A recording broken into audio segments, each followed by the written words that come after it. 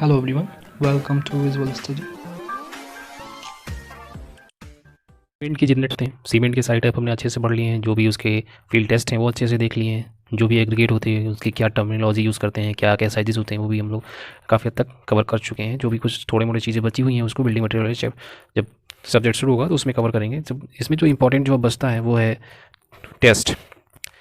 Field test तो नहीं कह सकते इसको, लैब टेस्ट होते हैं, क्योंकि जो टेस्टिंग करते हैं उसके हिसाब से इनकी कुछ स्ट्रेंथ या क्रसिंग स्ट्रेंथ, इम्पैक्ट स्ट्रेंथ और जो भी इंपॉर्टेंट चीज़ें जैसे साउंडनेस होती है, सब चीज़ें भी हम इसमें देखने वाले हैं। जो सबसे पहला स्ट्रेंथ टेस्ट जो हम यहाँ डिस्कस करेंगे वो होगा क्रसिंग स्ट्रेंथ टेस्ट। देखिए एक चीज़ यहाँ पर आप जान लीजिए कि इस लेक्चर को देखने के बाद अभी को भी जो भी टेस्ट से रिलेटेड जो क्वेश्चन एग्जाम में आएंगे, चाहे इवन रिटन पेपर को भी लिया जाए, जैसे SSTG वगैरह में जो कभी कभी इनसे रिलेटेड क्वेश्चन आते हैं, तो वहाँ पर कोई भी दिक्कत नहीं होने वाली है। मैं इस टेस्ट वाले टॉपिक को इतना अच्छे से क्लियर कर देने वाला आपको कि कोई भी प्रॉब्लम आने वाली है नहीं। तो चलिए इसको शुरू करते हैं। सबसे पहला जो टेस्ट है that is the crushing strength test. Crushing strength test करने से पहले एक चीज़ जान लेते हैं। जो अगर गुड क्वालिटी का एग्रीगेट आपने लिया है, गुड क्वालिटी एग्रीगेट अगर आपने ले रखा है, तो उसकी जो क्रसिंग स्ट्रेंथ होगी that will be equal to 10 times of the strength of the cement. Cement की जो क्रसिंग स्ट्रेंथ होगी वो उसका 10 गुना होगा क्रसिंग स्ट्रेंथ ऑफ एग्रीगेट। तो इस टेस्ट को करने के लिए सबसे पहले क्या करते हैं, सबसे पहले हम सैंपल लेते हैं। सैंपल की स्पेसिफिकेशन सबसे पहले जान लेते हैं, क्या क्या चीज़ें उसमें इंपॉर्टेंट होती हैं। सैंपल के लिए सबसे पहले क्या है, सैंपल में जो इंपॉर्टेंट डेटा है, सबसे पहली चीज़ सैंपल ऐसा होगा जो कि पास कर जाए 12.5 mm सीप से, सबसे पहली चीज़। दूसरा, रिटेन कर जाए 10 mm की सीप पर, ऐसा सैंपल हम लेंगे। इस सैंपल को लेने के बाद इसका वेट करेंगे 6.5 kg का सैंपल लेते हैं। 6.5 kg। अब देखिए इसमें जो यहाँ पर टेस्ट जो करते हैं, अगर ये साइज़ 150 mm होगा, नीचे का डाया जो इसका लिया जा रहा है, ये मोल्ड है जिसमें टेस्ट करते हैं, आप इसको देख पा रहे होंगे, ये मोल्ड है इसमें टेस्ट करते हैं। अगर इसका डाया 150 mm है तो हम यहाँ पर 6.5 kg का सैंपल लेंगे।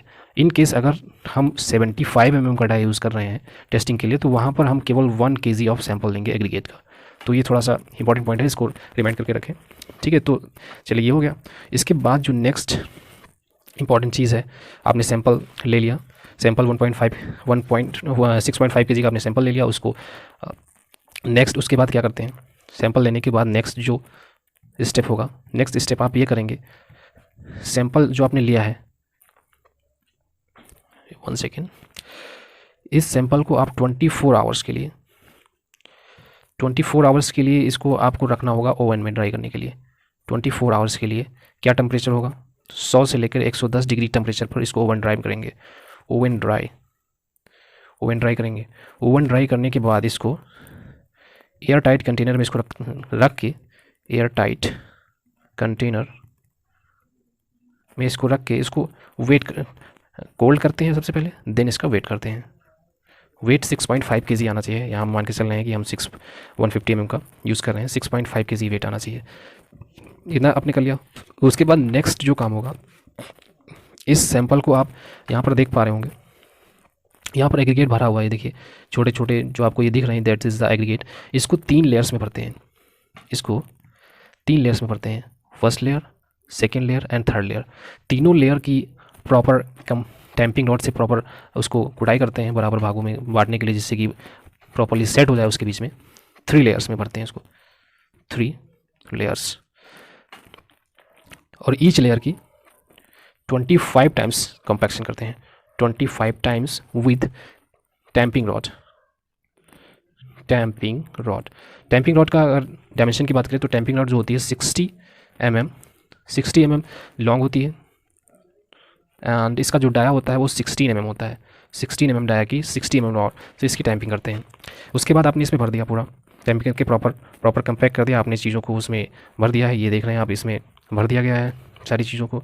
उसके बाद भरने के बाद ये जो प्लंजर है इसके ऊपर सेट कर देते हैं। इसके बाद इस प्लंजर को जो क्रशिंग मशीन होती है, इलेक्ट्रॉनिक क्रशिंग मशीन होती है, जिसमें आप किसी भी रेट से लोड को अप्लाई कर सकते हैं, तो उसमें एक क्रशिंग मशीन में रख के ये हमने प्लंजर उस पर लगा दिया, उस पर लोड का प्लंजर इस पर सेट कर दिया। उसके बाद नेक्स्ट स्टेप हमारा क्या होता है, नेक्स्ट स्टेप ये होता है, उसके बाद 3 लेयर्स में भर दिया, उसके बाद टैंपिंग रॉड से 3 लेयर में कुटाई करके आपने भर दिया। उसके बाद जब प्लंजर सेट हो गया है उसकी पर आप क्रशिंग मशीन से क्रशिंग मशीन क्रशिंग मशीन जो लोडिंग लगाते हैं 4 टन पर मिनट की लोडिंग से लगाते हुए हम 4 मिनट पर से 40 टन तक का लोड ले जाते हैं, 40 टन। तो ये कितने मिनट में 40 टन होगा? तो कहने का मतलब ये 10 मिनट में 4 टन से 40 टन चला जाएगा। तो 10 मिनट तक उसी रेट से लोडिंग करते रहते हैं। यहाँ पर 10 मिनट में 4 टन से अप्लाई करना स्टार्ट करते हैं, 40 टन तक ले जाते हैं। उसके बाद ये अप्लाई करने की वजह से यहाँ पर लोड जब आता है, यहाँ पर लोड आएगा तो इसके एग्रीगेट कुछ कुछ करके क्रश होने लगेंगे, कुछ कुछ क्रश हो जाएंगे, कुछ छोटे छोटे पीसेस में टूटने लगेंगे। तो यहाँ पर जो आपने लिया था ये 12.5 mm से पास हुआ और 10 mm रिटेन हुआ, जो एग्रीगेट आपने लिया था वो छोटे छोटे पीस में टूट जाएंगे, कुछ साइजेस में इसमें डिफरेंस आ जाएगा। तो उसी डिफरेंस को यहाँ पर मेज़र करके हमें पता चलता है कि उसकी क्रशिंग स्ट्रेंथ क्या है। ये कर लिया हमने। उसके बाद जो नेक्स्ट स्टेप हम करेंगे, इसको करने के बाद जो हमें यहाँ पर उसमें सैंपल मिलेगा उसको हम क्या करेंगे, क्रशिंग वैल्यू निकालेंगे उससे, क्रशिंग वैल्यू। अब क्रशिंग वैल्यू फाइंड आउट करने के लिए क्या तरीका है? क्रशिंग वैल्यू एक्चुअली एक रेशियो है। रेशियो क्या है? जो आपने उसमें क्रश किया है उसको आप सीव करेंगे 2.5 mm से, जो पास हो जाएगा 2.5 mm पास्ट एग्रीगेट, उसको वेट करेंगे आप। और जो सैंपल का आपने वेट लिया था, जो कि यहाँ पर 6.5 kg था आपके पास सैंपल, 6.5 kg आपने जो सैंपल लिया था, और उसके बाद आपने जो क्रश किया उसके बाद 2.36 mm से जो पास हुआ, इसके रेशियो को निकालेंगे परसेंटेज में। तो यहाँ पर एक जो वैल्यू निकल के आएगी उसको क्रशिंग वैल्यू बोलते हैं। अगर हम इसको बी मान लें, इस वैल्यू को बी मान लें और सैंपल जो हमने लिया था उसको ए मान लें, तो ये फॉर्मूला एक बन जाता है क्रशिंग वैल्यू निकालने के लिए। तो यहाँ से हमें क्रशिंग स्ट्रेंथ मिल जाती है, क्रशिंग वैल्यू B/A से। अब देखिए B/A का एक सिग्निफिकेंस है, जो क्रशिंग वैल्यू निकल के आ रही है, जो यहाँ पर आपने जूड़ा फिट किया है उसमें जो निकल के आ रही है, B/A की जो वैल्यू निकल के आ रही है उसको क्रशिंग वैल्यू बोलेंगे। ये वैल्यू 45% से ज़्यादा नहीं होनी चाहिए अगर आप नॉर्मल वर्क के लिए ले रहे हैं एग्रीगेट, नॉर्मल वर्क के लिए, और ये वैल्यू 30% से ज़्यादा नहीं होनी चाहिए अगर आप वेयरिंग सरफेस के लिए ले रहे हैं। वेयरिंग सरफेस में हमें स्ट्रॉन्ग एग्रीगेट चाहिए, इसलिए वेयरिंग सरफेस के लिए ले रहे हैं तो 30% से ज़्यादा नहीं होनी चाहिए। अगर नॉर्मल वर्क के लिए ले रहे हैं तो 45% ज़्यादा नहीं। अब देखिए ये जो वैल्यू निकल के आई है इससे हमें क्या पता चलता है, ये जो 45% वैल्यू निकल के आई है, 30% निकल के जो हम एक स्टैंडर्ड लेके चल रहे हैं, इसका मतलब ये है कि जितना ही वैल्यू ज़्यादा होगी, क्रशिंग वैल्यू जितनी ही ज़्यादा आएगी, इसका मतलब है उसमें उतना ही ज़्यादा पार्ट क्रश हो गया है, उतना ही ज़्यादा पार्ट क्रश हो गया, उतना ही ज़्यादा चूड़ा उसका बन चुका है। तो इसकी वजह से इसका मतलब यही तो सिंपल समझ में आता है कि आप उस जो एग्रीगेट आपने यहाँ पर यूज़ किए थे उसकी स्ट्रेंथ कम थी, उसकी स्ट्रेंथ कम थी तभी तो ज़्यादा चूड़ा निकला। तो इसीलिए अगर जितना ज़्यादा वैल्यू आएगी उसकी स्ट्रेंथ उतनी ही कम होगी। तो यहाँ से ये कुछ इंपॉर्टेंट चीज़ें थी, आप देख सकते हैं इस टेस्ट के। आई थिंक सारे जो पॉइंट्स मैंने क्लियर कर दिए हैं, आपको अच्छे से समझ में भी आ गया होगा। तो इसके साथ ये वाला टेस्ट खत्म होता है। नेक्स्ट टेस्ट जो हम यहाँ पढ़ेंगे वो होगा, next test is impact resistance of aggregate. That is the next test we are going to study now, impact resistance of state. Impact resistance, अच्छा जैसे इसमें इस वाले टेस्ट में अगर हम बात करें, जो हमारी वैल्यू निकल के आ रही है, ये क्रशिंग वैल्यू जितनी कम होगी एग्रीगेट उतना ही अच्छा होगा। तो कभी कभी इस तरह के क्वेश्चन एग्जाम में आते हैं, क्रशिंग वैल्यू मतलब स्ट्रेंथ से कैसे रिलेटेड है, कंप्रेसिव स्ट्रेंथ से। तो यहाँ पर आप इस चीज़ को आंसर कर सकते हैं, इसलिए अब आपकी चीज़ वो क्वेश्चन आपको प्रॉब्लम नहीं क्रिएट करेगा। Next one is impact resistance test. इसको देखिए समझ लेते हैं। सबसे पहले इसमें क्या है, ये जो आप यहाँ पर मशीन देख रहे हैं, this is a page impact machine, page impact machine, this page impact machine. इस मशीन को थोड़ा समझ लेते हैं। ये जैसे कि यहाँ पर आप देख पा रहे हैं, ये इसका सैम्पलर है जिसमें आप एग्रीगेट भरेंगे। ये रेड कलर से जो आप देख रहे हैं, दिस इज़ द एग्रीगेट जो इसमें फिल किया गया है। अब इसको कैसे फिल करते हैं भी समझते हैं, पहले मशीन के बारे में समझ लेते हैं थोड़ा सा। ये मशीन पे यहाँ पर अपने सैंपल रखा हुआ है। ये जो देख रहे हैं येलो कलर का आप, ये इसका हैमर है जो कि 14 kg का हैमर होता है, इसमें यूज़ करते हैं इम्पैक्ट पेज मशीन में। और ये जो ग्रीन कलर का आप देख रहे हैं, ये है हैंडल, जिसकी वजह से उठाने से ये हैमर, ये जो इसकी 380 mm की हाइट ऑफ फॉल है उससे गिरेगा जाके इसी सैंपल पर, और उसमें कुछ क्रशिंग और कुछ वियर एंड टीयर क्रिएट करेगा, जिसकी वजह से एग्रीगेट आपस में टूटते चले जाते हैं। और इसका जो हैमर है उसका जो नीचे का जो पोर्शन है जो आपको इम्पैक्ट देता है सैंपल में, वो 100 mm है। और जो जिसमें सैंपल आपने लिया है, सैंपलर का जो है 102 mm है। तो यहाँ से एक चीज़ तो ये कन्फर्म हो गई।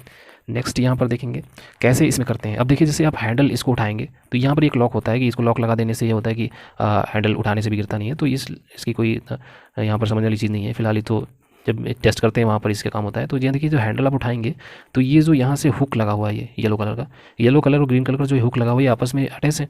जैसे ही आप इसको हैंडल को उठाएंगे तैसे ये हुक यहाँ से निकल जाएगा और हैमर ये जो 380 mm का जो हाइट ऑफ फॉल है उससे जाकर इसी एग्रीगेट के जो सैंपल भरा हुआ है इसमें सैंपलर में जाके गिरेगा।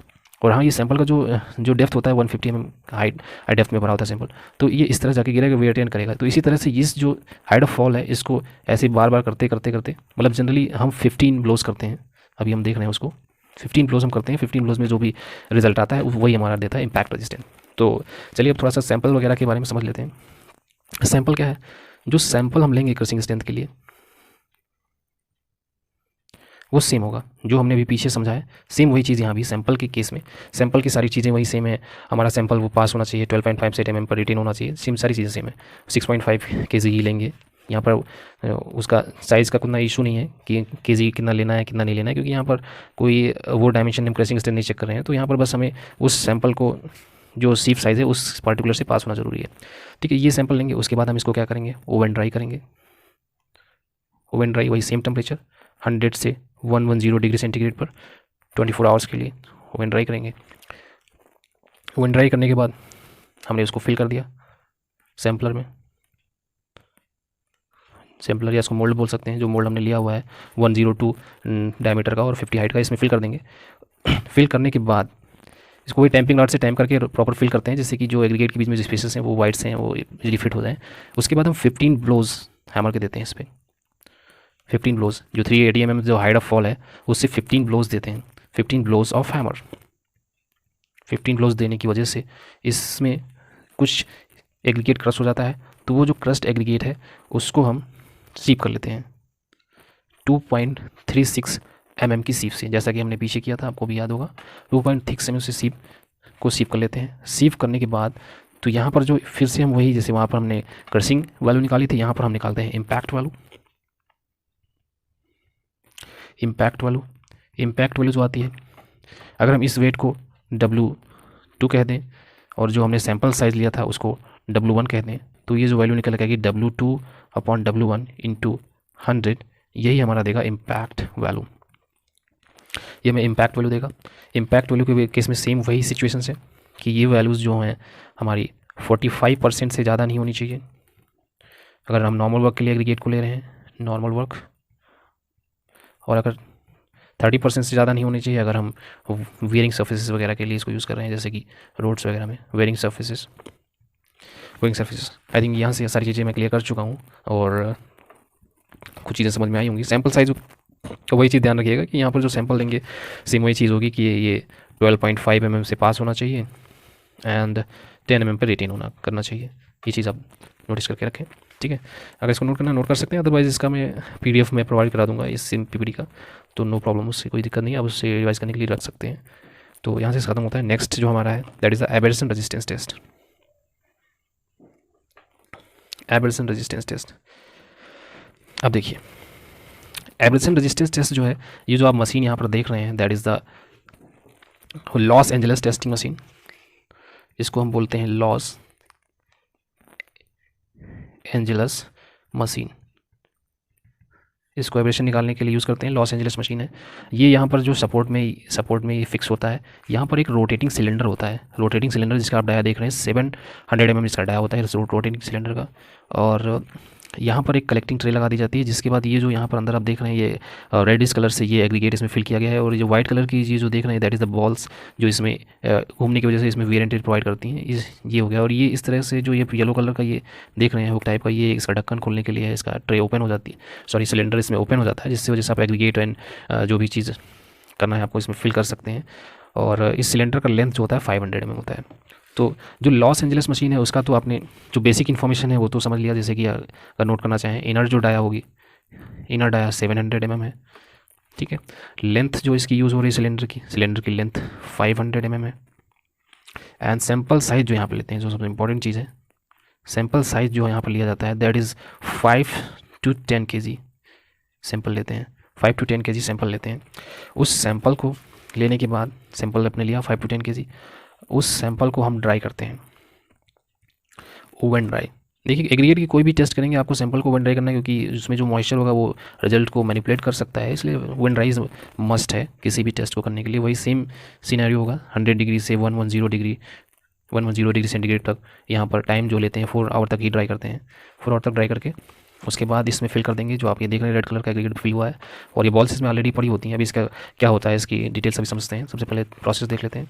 ओवन ड्राई के लिए आपने इसको रख दिया, फिर इसमें फिल कर दिया सैंपल को। उसके बाद इसमें सिलेंडर फिल करने के बाद सिलेंडर के ढक्कन को बंद करके इसको रोटेट करते हैं, ड्रम को रोटेट करते हैं 20 to 33 रोटेशन पर मिनट की रेट से रोटेट करते हैं, और 500 से 500 to 1000 टाइम्स या 1000 रोटेशंस करते हैं इसमें अकॉर्डिंग ग्रेड। अकॉर्डिंग ग्रेड का क्या मतलब है? ग्रेड का मतलब ये है, अगर 500 तब करेंगे अगर आपकी एग्रीगेट की grade A, B, C and D grade का एग्रीगेट आप यूज़ कर रहे हैं तो 500 रोटेशन करेंगे। 1000 एग्रीगेट अगर हम ई, एफ एंड जी ग्रेड का अगर एग्रीगेट यूज़ कर रहे हैं तो यहाँ पर हम 1000 रोटेशन करेंगे। ग्रेड क्या है, इसको हम बिल्डिंग मटेरियल चैप्टर में डिटेल में समझेंगे। अभी यहाँ समझ लेंगे तो चीज़ें कहीं और ही पहुँच जाएंगी। तो इसको बस अभी ये समझिए कि ग्रेड होता है कोई एग्रीगेट का जिसकी वजह से उसकी स्ट्रेंथ वगैरह डिफाइन होती है। तो अगर ए से लेकर डी तक ग्रेड है तो 500 रोटेशन करेंगे, अगर ई, एफ, जी ग्रेड है तो 1000 रोटेशन करेंगे। करने के बाद वही सेम चीज़ रिपीट करनी है आपको। आपने रोटेशन किया, आपने टेस्ट परफॉर्म किया, उसके बाद जो इसमें से सैंपल था उसको आप निकाल लेंगे, सैंपल को निकाल लेंगे, उसको सीव करेंगे। सीव करने के लिए इस बार जो सीव आप यूज़ करेंगे 1.7 mm की सीव यूज़ करेंगे। 1.7 mm की सीव यूज़ करके उसका वेट करेंगे, कितना आपने मान लीजिए W2 वेट आपको मिला। सीव जो मटेरियल नीचे गिरेगा उसका वेट हम बात कर रहे हैं यहाँ पर, और सैंपल साइज जो आपने लिया था उसको मान लेते हैं W1। तो यहाँ से फिर से हमें एक वैल्यू मिलती है जिसको हम बोलते हैं abrasion value. Abrasion value, abrasion value जो होती है, जो आपने सैंपल सीव करके जो वेट निकाला है उसका, और जो सैंपल आपने स्टार्टिंग में लिया था उसका, दोनों का रेशियो होता है परसेंटेज रेशियो।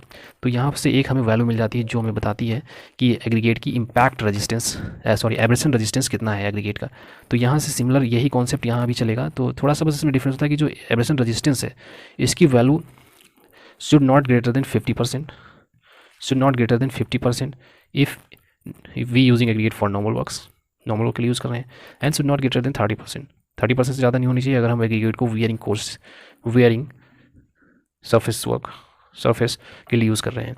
तो यहाँ से ये कुछ इंपॉर्टेंट चीज़ें थी, आपको समझ में आया होगा टेस्ट कैसे परफॉर्म करते हैं, कैसे क्या चीज़ें करते हैं। लेकिन जो एब्रेशन रेजिस्टेंस होता है इसको करने के लिए जनरली 2 मशीन्स यूज़ में लाई जाती हैं। एक तो आपने देखा जिसके बारे में, जो आपका लॉस एंजलिस मशीन। एक मशीन और यूज़ करते हैं जनरली, वो उतना इंपॉर्टेंट नहीं है, लेकिन मान लीजिए अगर ऑब्जेक्टिव क्वेश्चन में आ जाता है कि ये मशीन किसके लिए यूज़ होती है तो पता होना चाहिए। उसको बोलते हैं डेवल मशीन और इस मशीन में कोई बेसिक ज़्यादा डिफरेंस नहीं है, बस नॉर्मल सा डिफरेंस ये है कि जैसे कि आपने यहाँ पर जो सैंपल लिया था 4 to 5 kg लिया था, सैंपल साइज सेम होगा, उसमें कोई दिक्कत नहीं है। जो आपने यहाँ पर एक मिनट, ठीक है, जो आपने यहाँ बॉल्स यूज़ करी हैं, ये जो स्टील बॉल्स हैं, ये स्टील बॉल्स स्टील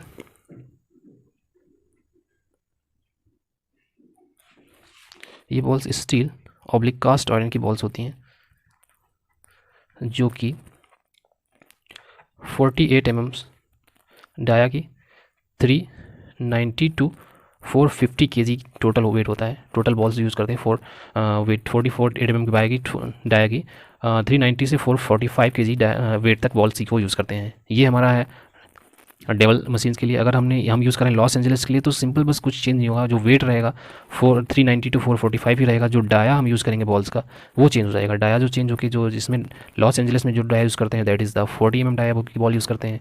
बस इतना सा डिफरेंस है। जो आपने यहाँ पर रोटेशन 20 to 33 रोटेशंस दिए थे, ग्रीन कलर ही ले लेते हैं, उसमें थोड़ा सा चेंज हो जाता है। अगर आप डेवल मशीन यूज़ कर रहे हैं तो वहाँ पर आप जो रोटेशन आप प्रोवाइड करेंगे that will be equal to 30 to 33, मतलब 30 मिनिमम रोटेशन तो वहाँ आपको चाहिए अगर डेवल मशीन यूज़ कर रहे हैं, 30 to 33 रोटेशन पर मिनट।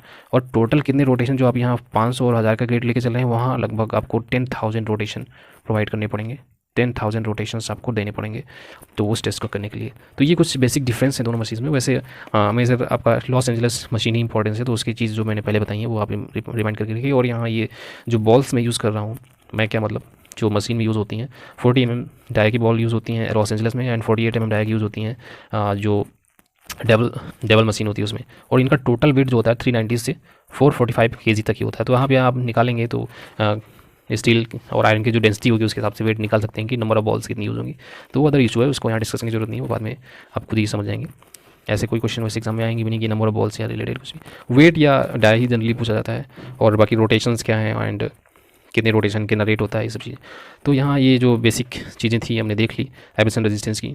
2 तरह की मशीन है, डेबल एंड लॉस एंजल्स। तो यहाँ ख़त्म होता है। नेक्स्ट जो हमारा टेस्ट है that is a soundness of aggregate. Soundness test करने के लिए वही अगेन सेम चीज़, सबसे पहले आपको फ्रेश, ड्राई एंड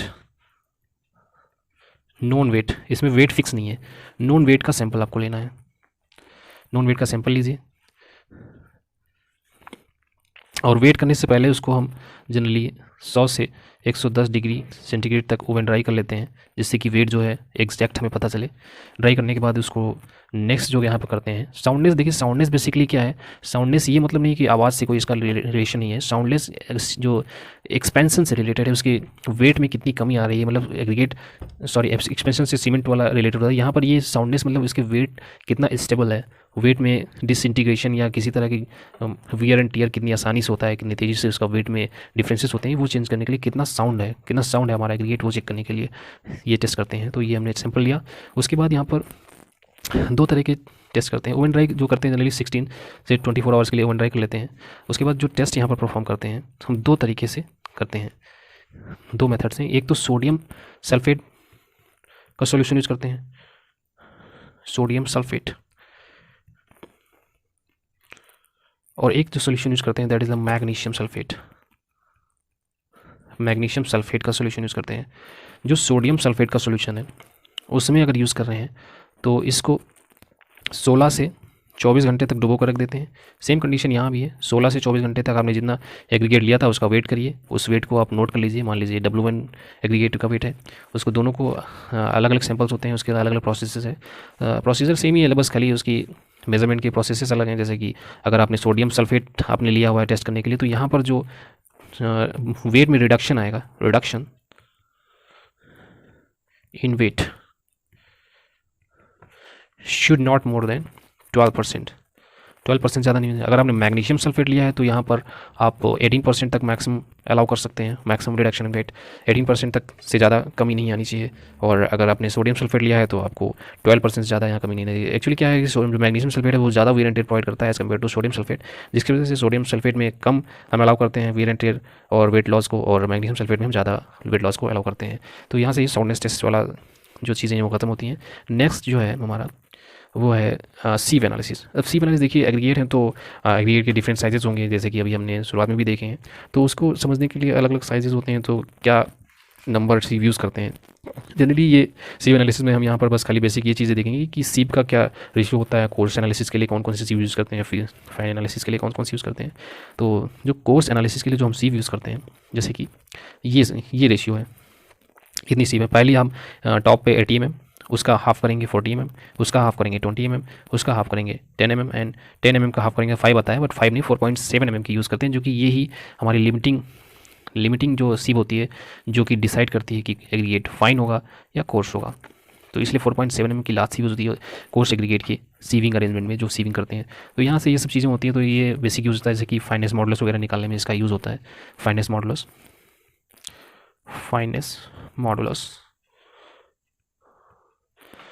मॉडुलस जो होता है, जैसे कि अगर हमारा मिला हुआ जो एग्रीगेट है वो अगर पतला है महीन है तो 2 से 3.5 mm तक आएगी फाइनेस मॉडुलस। अगर मोटा मिला हुआ है कोर्स एग्रीगेट यूज़ कर रहे हैं तो 6 से लेकर 8.5 तक होती है। तो फाइनेस निकालते कैसे, फाइनेस जो सीव हम करते चले जा रहे हैं, सीव रखेंगे यहाँ टॉप वाले जो पेन होगा इसमें हम एग्रीगेट रखेंगे, फिर नीचे ऐसे सीव फिट होती हैं, तो ये साइज़ के हिसाब से यहाँ पर रखेंगे एग्रीगेट, फिर उसको सीव करेंगे तो कुछ यहाँ पर रुकेगा, कुछ यहाँ पर रुकेगा, कुछ यहाँ पर रुकेगा, कुछ यहाँ पर रुकेगा, और कुछ फाइनली एकदम सबसे पास हो जाएगा और 4.7 mm पर रिटेन करेगा। तो यहाँ पर जो उसका परसेंटेज होता है प्रत्येक इस पे कितना रुक रहा है, मान लो हमने 100 ग्राम लिया तो इस पर मान लो 10 ग्राम ही रुक रहा है, तो इस पर कितना रुका 10 ग्राम। तो इस तरह से जो सारे को ऐड करते हैं, सारे सीव्स पे रुके हुए परसेंटेज को उसको एक साथ जोड़ देते हैं, फिर वो 100 से भाग करते हैं, 100 से डिवाइड करते हैं, फिर जो रेशियो आता है, जो वैल्यू आती है, उसी को बोलते हैं फाइनेस मॉडुलस। आई थिंक यहाँ से आपको फाइनेस मॉडुलस वाला टर्म क्लियर हो गया होगा। तो नेक्स्ट वन जो है हमारा फाइन एग्रीगेट की जो सीव अरेंजमेंट होता है उसको कैसे है वो समझ लेते हैं। सबसे पहला सीव, जैसे कि फाइन एग्रीगेट का जो मैक्सिमम साइज़ है जहाँ से फाइन एग्रीगेट शुरू होता है 4.7, तो पहला सीव जो यूज़ करेंगे 4.75 mm का। सेकेंड उसका जस्ट हाफ नियर बाई 2.36 आएगा, उसका हाफ करेंगे तो 1.10।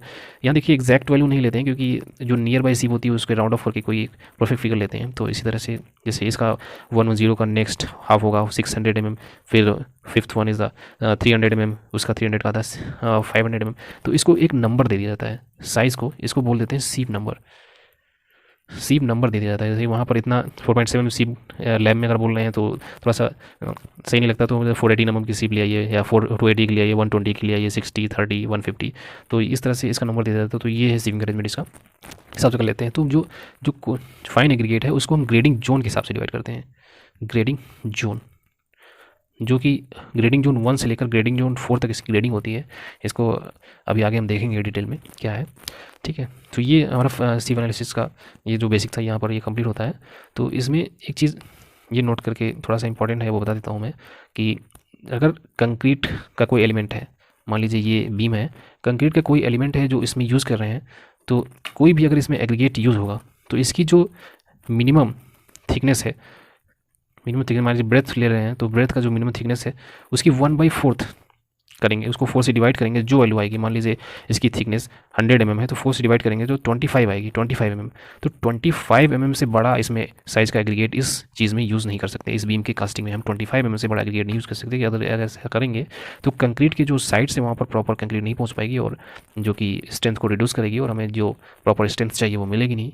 तो यहाँ से ये चीज़ थोड़ा ध्यान रखने वाली है कि 1/4 जो होता है साइज़, उससे बड़े साइज़ का एग्रीगेट यूज़ नहीं करते हैं। और अगर हम यहाँ पर रेनफोर्स्ड कंक्रीट सीमेंट की बात कर रहे हैं, रेनफोर्स आरसीसी, जो इसमें बार्स पड़ी हैं, रेनफोर्स में बार्स डाली जाती हैं, तो जो मेन बार्स का जो स्पेसिंग होता है, स्पेसिंग जो मेन बार्स होगा, अगर स्पेसिंग मान लीजिए जो मेन बार्स की स्पेसिंग है, अगर आपने यूज़ करी है 15 mm की स्पेसिंग यूज़ करी है मेन बार के लिए, तो 15 से 5 माइनस करेंगे, जो स्पेसिंग से 5 कम जो होगा उससे बड़ा साइज़ का एग्रीगेट यहाँ पर यूज़ नहीं करेंगे।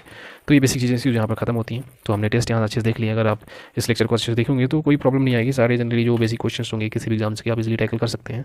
हमने यहाँ पर अच्छे से डायग्राम की मदद से अच्छे से समझा कि कैसे कैसे टेस्ट हैं, कैसे कैसे उसको करते हैं।